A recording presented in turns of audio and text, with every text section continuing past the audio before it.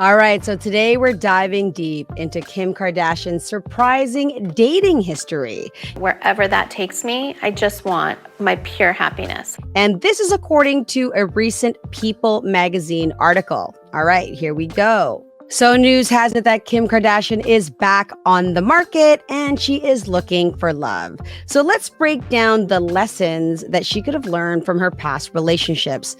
Maybe some mistakes, but more importantly, who her right partner might be today. I think I'm ready for the smaller experiences that I think will mean a lot. So since making her first reality show debut back in the early 2000s, Kardashian's love life has been well documented and filmed over the years. Now, she's been married 3 times. First to music producer Damon Thomas, and then to former NBA player Kris Humphries, and most recently, the infamous Kanye West, whom she divorced in 2021 and shares currently 4 children with. Kim and Kanye are splitting after 6 years of marriage. Now, during a recent appearance on the Jay Shetty's podcast, On Purpose, Kardashian told the host that I'll always be a hopeless romantic. And that despite how her relationships have played out, I definitely love sharing my life with someone and love creating a life with someone new. The reality star said, adding that she's in no rush to find a new romantic partner and she's not lonely. Of course, she's busy running multiple companies and, of course, taking selfies. All right, so Kardashian previously said she envisioned her future with someone out of the spotlight. However, if that's the case, she seems to only be dating people in a mega spotlight. She was most recently linked to NFL star Odell Beckham Jr. Kim seemingly making it a date night with rumored boo Odell Beckham Jr. And the pair split in April 2024 after less than a year of dating. From her 3 marriages to some brief flings, let's go through the breakdown of her relationships. So let's start with Damon Thomas. Her first relationship, she was quite young. When Kardashian was just 19 years old, she actually eloped with music producer Damon Thomas, who is 10 years older. Now, there's a controversial story behind this because she claims that the first time she got high on ecstasy was during a wild phase in her life. Following that comment, Thomas shot down any claims that the reason she eloped was because she was high on ecstasy, there were no drugs involved, but that their relationship was really just young love. Then we go on to Ray J. We all know what their love life, should I say life was like, because we got to see it very intimately. The whole world got to see it. Kardashian began dating musician Ray J in 2003 after meeting him while working as a stylist for Brandy. Did you know that Kim Kardashian used to work as a stylist and she used to style Paris Hilton and was actually her stylist? Now she's a billionaire and those are long memories for her, but I guess that taught her humility.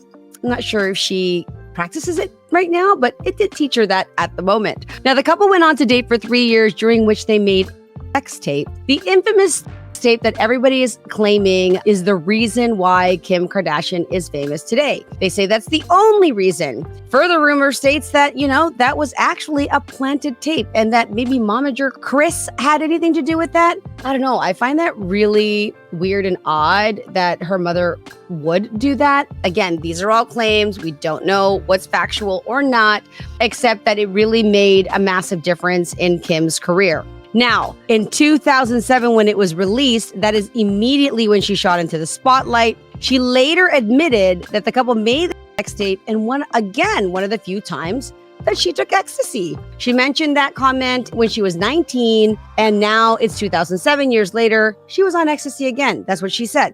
Absolutely everyone knows it, like my jaw was shaking the whole time. Kardashian had said in an episode of Keeping Up with the Kardashians. Now, even though the relationship ended in 2006, their names continue to make headlines. In 2018, Ray J made claims about the former couple's life, including details about marathon sessions. And Kardashian shot those claims down on Twitter, saying that Ray J was a pathological liar. Now, there was also, I remember in an episode of The Kardashians where she was extremely upset. She had actually called Kanye to do something because there was another threat of a part 2 of the tape when in fact there was a non-existent tape. It didn't actually exist, or the footage that they found was similar to the footage that was already released. So we've already seen it. The next relationship that is linked to Kardashian is Nick Leahy. I kind of was shocked about that.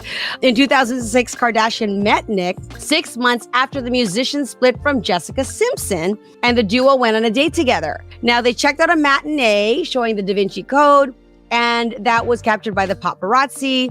A quote says she left about halfway through and went to the restroom. And then shockingly, there were 25 paparazzi when we left the theater. I think there were other things in play on our little rendezvous.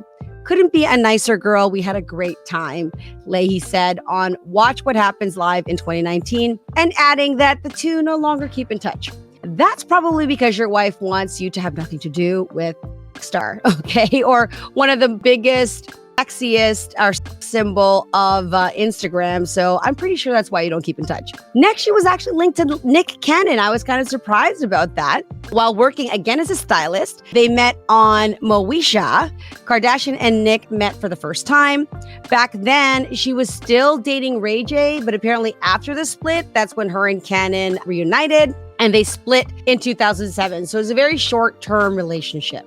7 years later, Cannon reflected on the relationship during a radio interview and had stated, "She's a great girl, though. Her and her family are some of the most incredible people I've ever met in my life." That's great. I love the fact that, a few of her relationships now have made positive statements about her and have not, been saying anything nasty about her as a girlfriend or as a partner. Now, next came Reggie Bush. In 2007, Kardashian began dating football player Reggie Bush. This is not the first time that she has an interest or attraction to professional athlete. You can see a pattern in that in her dating history.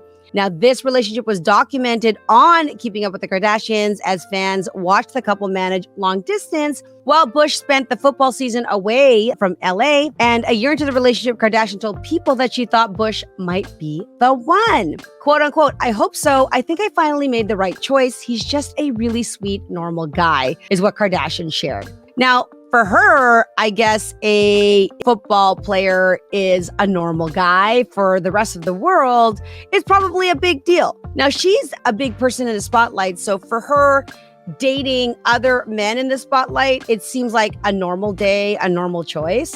So it's surprising that she says she preferred to date somebody who's not in the spotlight.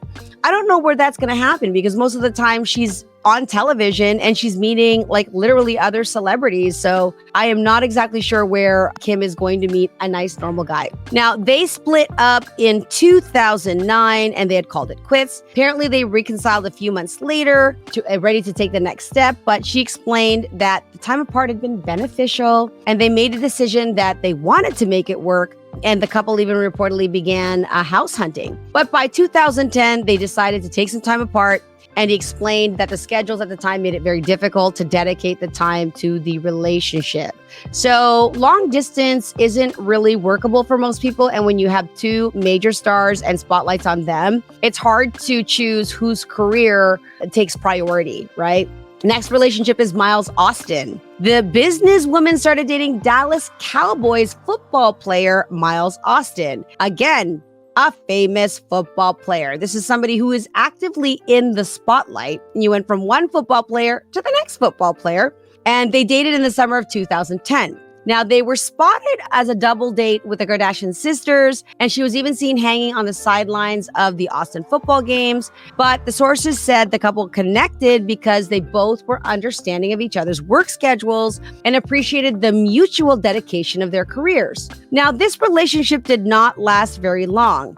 Although the comment between the two was that they were supportive of each other for their careers, despite the relationship being stronger than ever, that same September, again, summer, now September, very short, the couple split shortly afterwards. She's then linked to Shango Dean, briefly dated her bodyguard in 2010. And apparently they met initially in native Australia. The duo later reconnected while the Kardashian was living in New York City. And on an episode of Kourtney and Kim Take New York, they said that they went on a couple of dates and even spent the night with him, but it eventually fizzled out. Now, I can see where it didn't seem very significant, but yet, you have your bodyguard, he's protecting you, you're probably sharing your secrets, there's intimacy there. So it's organic to fall into a convenient relationship or a relationship if you're single, he's your protector, there's attraction there. but it did fizzle out. So it seemed like the relationship probably didn't have enough substance. And perhaps he was not, maybe she didn't consider him at the same level. Who knows what the reasons were? I'm speculating based on what I know about women and their choices to date men. The next gentleman on the list is Gabrielle Aubry in late 2010. Man, she did a lot of dating in 2010. She was linked to model Gabrielle Aubry following his split from Halle Berry. Now, they were first spotted courtside at a Lakers game in November, and then were later seen catching a movie together. He reportedly even met the entire Kardashian clan over Thanksgiving. That's a pretty significant family gathering, pretty intimate for you to meet the entire family. This obviously indicates the relationship could have been more than a friendship. While they said they were taking it slow, the relationship didn't last very long because they were part of the turkey drop. The turkey drop meaning that a lot of relationships end up breaking up either on or around Thanksgiving. And also breakup season happens close to December and the holidays. So they ended up being broken up by December. They still talk. They were just getting to know each other, but realized they might just be better off as friends. The next relationship, was not a long-lived one. Lots of tension there. My gosh, the size difference, when you look at size difference between Kris Humphries and Kim Kardashian, it is massive. So she began dating Humphries in December 2010. 2010 was a busy year for her. I don't know if it was her relationship year or her single year, but she definitely was doing a lot of dating. And, as a matchmaker and relationship expert, it feels to me that at least she's not prolonging the relationships, right? That very quickly one or the other decides that the relationship is not compatible, is not sustainable for long term. So they're not really dragging it out. So I can appreciate that about at least her partner choice in this example for a very busy year in 2010. Now, the relationship moved quickly, and despite the differences, like concerns of where to raise children, they got engaged after just 6 months of dating. Now, in a proposal captured by Keeping Up with the Kardashians, the basketball player popped the question in the couple's bedroom, which had been filled with roses. Well, filling a bedroom with roses probably isn't the most romantic way to propose to someone, but I guess it was good for the show. One of the biggest reasons, or at least cited biggest reasons, was that Kris did not want to be part of the whole, filming and Kardashian clan. He really did want to disassociate from being in that limelight. There was a lot of tension, supposedly, as to the reason why that ended up breaking up. They tied the knot in a star-studded ceremony in 2011, but 72 days later from walking down the aisle, Kim filed for divorce, citing irreconcilable differences. I hope everyone understands this was not an easy decision. I'd hoped this marriage was forever, but sometimes things don't work out as planned. We remain friends and wish each other the best, she said in a statement. However, it wasn't the same sentiment from Kris's side. He filed his own paperwork asking for the annulment, claiming it to be fraud. He eventually dropped his annulment request, and the couple reached a settlement in April 2013, and the divorce was finalized in 2013. Interesting that it went from annulment to a settlement. Probably wouldn't have been good for television at the time, but boy, was that good content in the moment. Now, Kardashian reflected on the experience, admitting that she handled the breakup the wrong way. She wished she would have been more mature enough to go along with the annulment. And I guess no woman or person wants to say that their marriage was not real or that it was fake in any way, or admission that, there was the evidence that they should have never gotten married for whatever that was, because the rumor mill had it that the marriage was really for ratings. I don't know that to be true, pardon me. However, that is what people are saying. And she stated, I felt pressure. I thought I was going to let everyone down. The show paid us, obviously, a fee to film the show. I took my entire fee and probably Kris's fee because I wanted a bigger wedding than what they were going to pay for. So I used all of our production money on the wedding. So if that was like fake, I would have saved my money, Kardashian shared. Spending a lot of money on a wedding, an extravagant wedding, isn't evidence that it was a real wedding. It is evidence that you wanted to have a massive wedding and you wanted the whole world to see that. So I'm really not, seeing where the relationship is between, hey, if it was fake, I wouldn't have spent that much money. In fact, you spent quite a lot of money and it was unnecessary. So there you go. Moving on, we have Kanye West. Well, what is there not to say about this marriage? In fact, when they were first spotted together, it seemed as if this was the power couple. I mean, it was fueled with a lot of tabloids, major headlines. The media either loved them or hated them. Fans included either loved them or hated them. The fact of the matter is they were an iconic couple, a couple constantly under scrutiny, a couple constantly in the limelight. They were, a big part of the show. Essentially, it wasn't until 2008, going back, that the couple got to spend one-on-one time together working on a pilot episode. But West never made any romantic advances at Kim Kardashian, so he never made it obvious that there was an interest there. Now, apparently, he bought a cell phone just so he could tell Kardashian she shouldn't marry basketball player Kris Humphries. So he did that, okay? And the Skims founder was seemingly aware of West's feelings, one saying she often hid her engagement ring from Humphries so as to not upset West when they were together.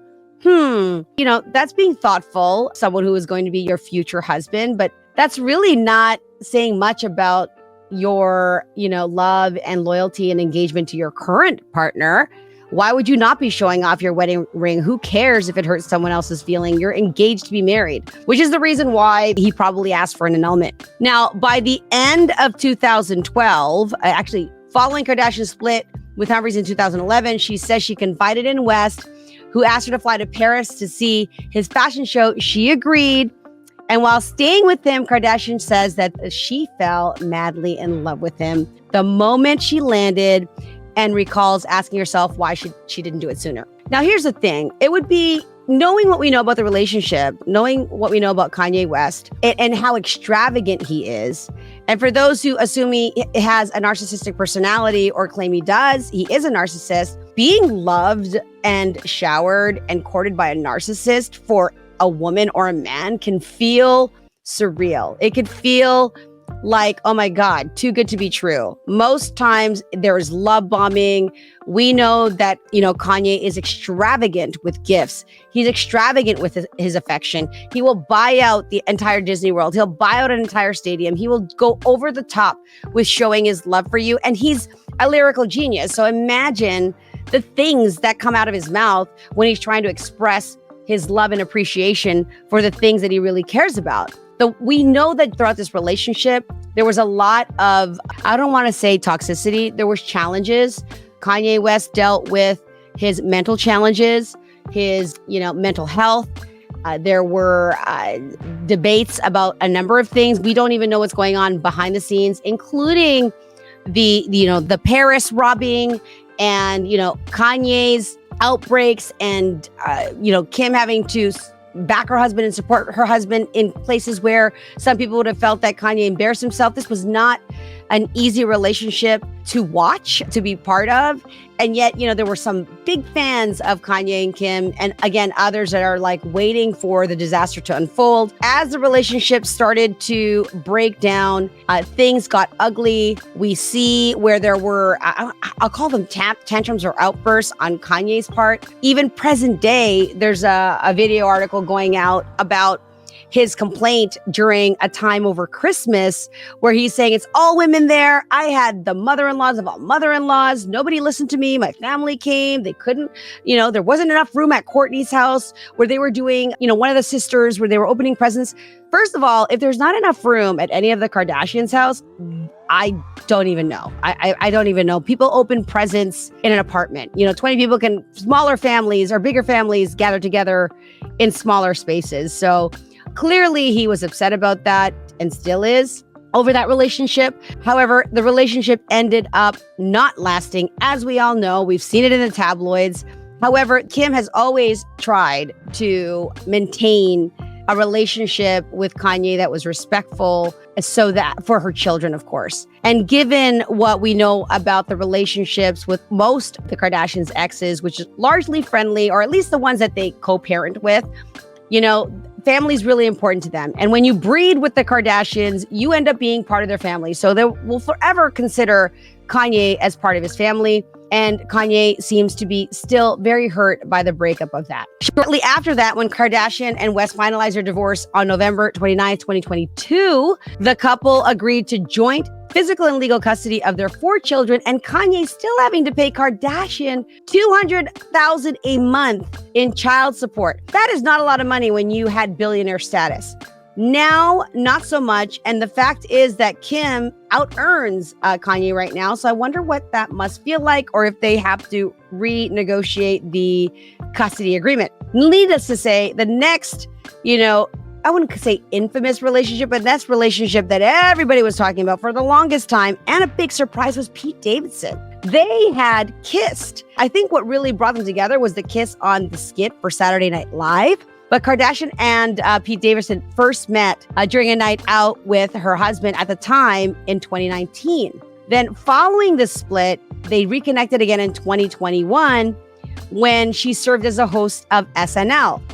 They locked lips, and Davidson, during one of the show's skits, and she actually admitted she felt a little bit of a connection, and then she decided to reach out. I called the producer at SNL and was like, hey, do you have Pete's number? And they were like, yeah. I text him. I wasn't even thinking, oh my God, I'm going to be in a relationship with him. I was just thinking, heard about this, BDE, need to get out there. And I was just basically DTF. All right. You guys can do the acronym abbreviation. However, that's what she stated. And weeks later, they were spotted holding hands. They were out in public. They were attending events together. And in March, they made things Instagram official. I have the cutest picture of all of us, and I want to be like, oh my God, we're so cute. But then I'm like, oh, don't be so desperate. Don't be posting so much. Just a glimpse. I don't know what the right thing to do is. I haven't dated since Instagram existed. Yeah, I don't know what the rules are. And that's what Kardashian stated on the Ellen DeGeneres show. That's kind of true, particularly as a single woman, as a celebrity, leaving or divorcing Kanye West, one of the biggest, the spotlight was on them. What are the rules for someone like her? What should she do or not she do? Do her fans want her to post or not post? I think a lot of people really enjoyed this relationship. It seemed like a lot of fun, but I don't think anybody really ever thought that the relationship would be long-term in any way. It feels like Kim was having her, I'm not even going to say midlife crisis because she's nowhere near midlife in my opinion, but she was having her, hot girl post-divorce year. And that's what led, in my opinion, to that relationship. They're having fun.